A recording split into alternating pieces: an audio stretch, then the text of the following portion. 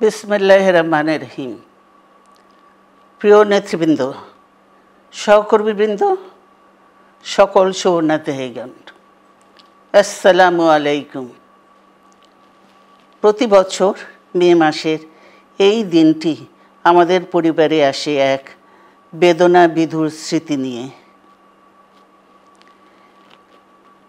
এই দিনে শুধু আমাদের পরিবার নয়, বরং সমগ্র দেশই হয়ে উঠে পড়েছিল বেদনার্ত ও অভিভাবকহীন। আমাদের প্রিয় মাতৃভূমি বাংলাদেশের জন্মের সাথে জড়িয়ে থাকা এক অবিচ্ছেদ্য নাম শহীদ প্রেসিডেন্ট জিয়াউর রহমান, যে চট্টগ্রাম থেকে স্বাধীনতার ঘোষণা করে তিনি এ দেশের সাথে তার নাম অবিচ্ছেদ্য করেছিলেন। সেই চট্টগ্রামেই এক সফল, সৎ, দূরদর্শী ও প্রকৃত দেশপ্রেমিক প্রেসিডেন্ট হিসেবে নিজের জীবন উৎসর্গ করেছেন।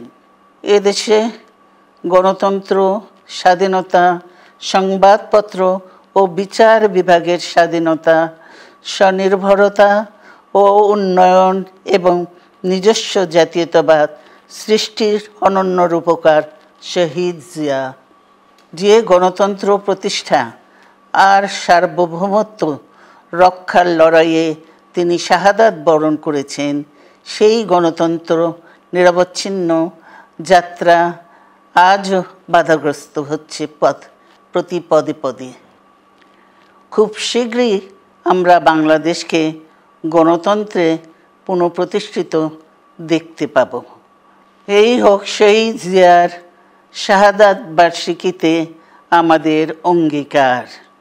এই লক্ষ্যে সুশৃঙ্খলভাবে এগিয়ে চলার জন্য আমি বিএনপির সকল পর্যায়ের নেতা কর্মী ও দেশবাসীর প্রতি আহ্বান জানাচ্ছি।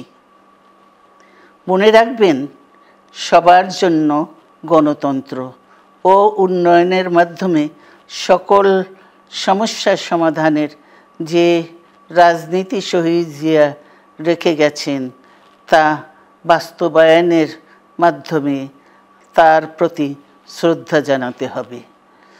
আমরা তার বিদায়ী আত্মার মাগফিরাত কামনা করছি। আল্লাহ হাফেজ। বাংলাদেশ জিন্দাবাদ।